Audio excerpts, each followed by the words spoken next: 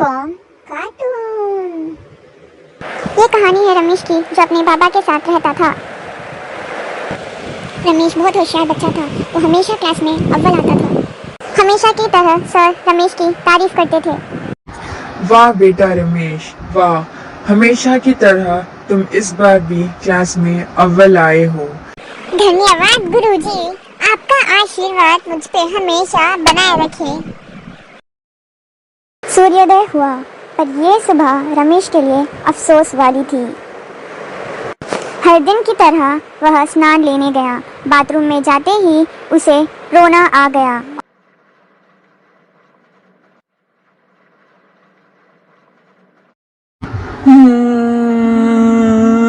पापा को कैसे बताऊं मेरे इतने कम मार्क्स आए। पता नहीं पापा मुझे क्या कहेंगे। मैं कैसे बताऊं पापा को, मुझे बहुत डर लग रहा है।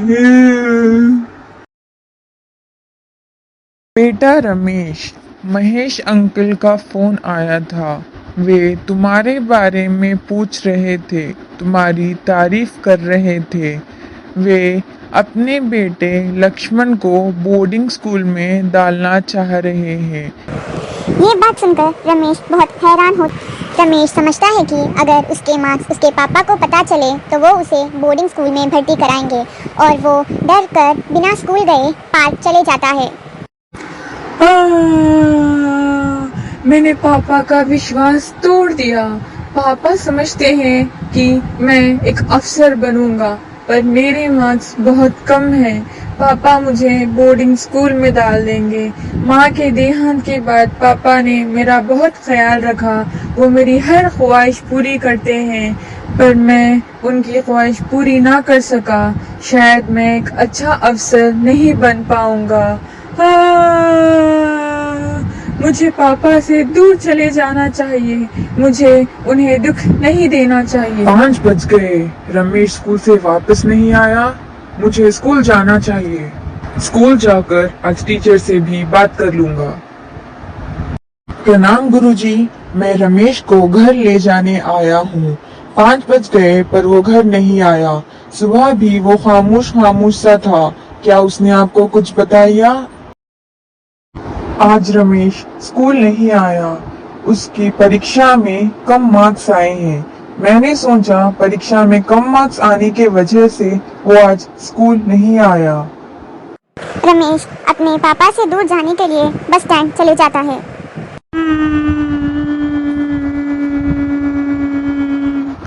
कहाँ गया होगा मेरा बच्चा? कैसे होगा वो? किधर ढूंढूं उसे मैं? एक बार मुझे अपनी परेशानी भूलता तो सही वो। क्यों रो रहे हो अंकल? रमेश किधर है? कुछ हुआ क्या? बेटा, रमेश लापता है। पता नहीं वो किधर गया। 5 बज गए पर वो घर नहीं आया। तो मैंने स्कूल जाकर देखा तो वो वहां पर भी नहीं है। पता नहीं मेरा बेटा किधर चला गया। आप परेशान मत होइए अंकल, मैंने अभी रमेश को बस स्टॉप पर देखा। शायद वो अभी भी बस स्टॉप पर ही होगा। आज जल्दी जाकर रमेश को ढूंढिए अंकल। धन्यवाद बेटा, तुमने मेरी बहुत बड़ी मदद की है। सदा खुश रहो, जुग जुग जियो।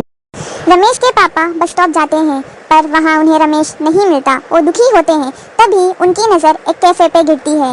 वो कैफे पर जाते हैं और रमेश की जानकारी करते हैं। वो कैफे जाते हैं और उन्हें रमेश नजर आता है। वाह बेटा, वाह वाह, तुम अपने पापा को छोड़कर चले जाना चाहते हो? क्या मैंने कभी तुम्हें अपनी माँ की कमी महसूस होने दी है? तुम्हारे माँ के जाने के बाद तुम ही तो मेरा सहारा हो। क्यों किया तुमने ऐसे? क्यों जाना चाहते हो तुम? पापा, मैं डर गया था। इस बार मुझे एग्जाम में कम मार्क्स आए हैं। आप हमेशा चाहते थे कि मैं क्लास में अव्वल आऊं और अफसर बनूं। मैंने सोचा आप मेरे कम मार्क्स देखकर मुझे बोर्डिंग स्कूल भेज देंगे, इसलिए मैं आपसे दूर जाने वाला था। मैं डर गया था पापा, मुझे माफ कर दो। बेटा रमेश, हमें ऐसा नहीं सोचना चाहिए। हार जीत जिंदगी में चलती रहती है।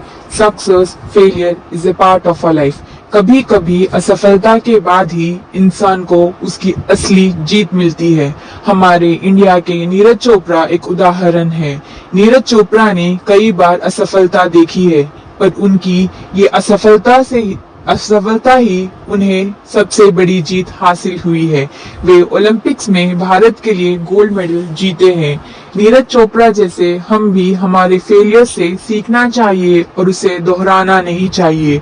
और बेटा, हार कर जीतने वाले को बाजीगर कहते हैं। तुम जरूर अफसर बनोगे बेटा। एक असफलता तुम्हें जीतने से नहीं रोक सकती। All is well, you can do it, you will do it. जी पापा, मैं आपको निराश नहीं करूंगा। मैं जरूर ऑफिसर बनूंगा। जब नीरज चोपड़ा भारत के लिए गोल्ड मेडल जीत सकते हैं, तो क्या मैं ऑफिसर नहीं बन सकता? मैं भी ऑफिसर बन सकता हूँ। I will do it, I can do it. I am sorry पापा, मुझे माफ कर दो।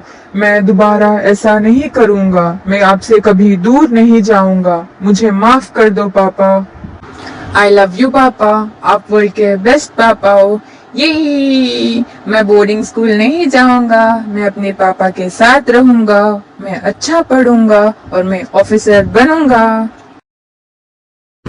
तो बच्चों, हमें कभी अफसोस नहीं करना चाहिए। हमें अपनी बात अपने बड़ों को जरूर बतानी चाहिए। माँ बाप हमसे बहुत प्रेम करते हैं, वो हमें उनसे दूर नहीं करना चाहते। जैसे असफलता के बाद जीत होती है, उसी तरह आंसू के बाद खुशियाँ मिलती है। देखिए, उतना रोने के बाद रमेश और उसके पापा आज कितने खुश है और मजे ले रहे हैं। तो बच्चों, स्टे पॉजिटिव, बी हैप्पी।